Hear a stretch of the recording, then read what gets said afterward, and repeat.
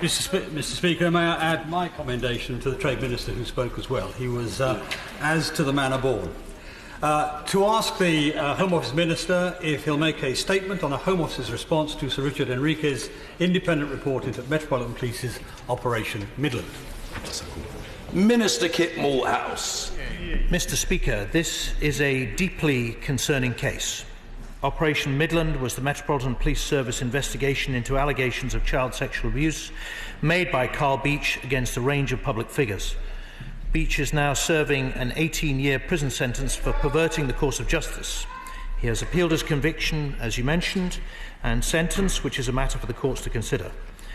This case has had a devastating impact on those he accused and their families. Sir Richard Henriques' report of how the Met handled this investigation raises many concerns. The Met has already apologised for failings in the investigation and acted on many of Sir Richard's recommendations, and we very much welcome the publication by the Met on Friday of the fuller detail of what Sir Richard found. And I note that the Commission of the Metropolis has issued a further statement and apology today. It is now vital that the public receives independent assurance that the Met has learned from the lessons identified in Sir Richard's report and has made the necessary improvements. This is crucial to restoring public confidence that police handling and investigation of such sensitive matters is both fair and impartial. This is why my right honourable friend, the Home Secretary, wrote last week to Her Majesty's Chief Inspector of Constabulary and Fire and Rescue Services to ask him to undertake an inspection at the earliest opportunity to follow up on Sir Richard's review. It must be right that a body independent of government takes this work forward. She has also asked that this inspection take account of the findings of the report of the Independent Office for Police Conduct, which was published this morning and which we will be considering carefully. Madam Deputy Speaker, the public must have faith in the impartiality of their police service, and no one should have to suffer the ignominy of public false accusations of the most heinous kind. This government is determined to ensure that the lessons are learned by the police and that the failings of this investigation are never repeated. David Davis. Thank you, Madam Deputy Speaker. The fundamental principle of our justice system is innocent until proven guilty.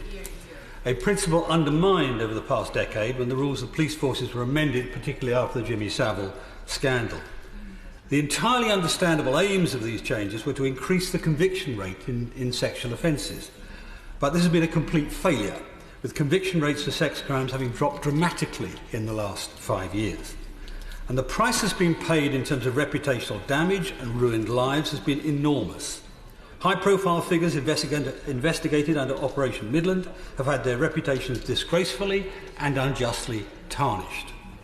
And the IOPC, whose report was published this morning, has failed miserably to identify the Met's failures, identify the culpable people, or resolve the issues. But it's not just the Met. Other police forces across the country follow policy guidelines automatically believing all allegations brought by complainants, and therefore disbelieving the defendants. And this has damaged the reputations of Cliff Richard, Paul Gambaccini, Jim Davidson, Nigel Evans and many other less well-known defendants. Will HMRC therefore review not just Operation Midland, but also the judicial and policing rules and procedures covering all these cases so we get justice for the victims and protection for the innocent? Madam Deputy Speaker, the Right Honourable Gentleman raises issues that are, of course, important, and he quite rightly points out, as I said earlier, the devastating impact that this episode has had on many significant public figures, one of whom in particular I know was a much decorated war hero. I hope he will recognise that in many circumstances the police do face a difficult balance in trying to give victims of crime the confidence to come forward and engage with them and report those crimes against the requirement for justice or impartiality in an investigation at the same time.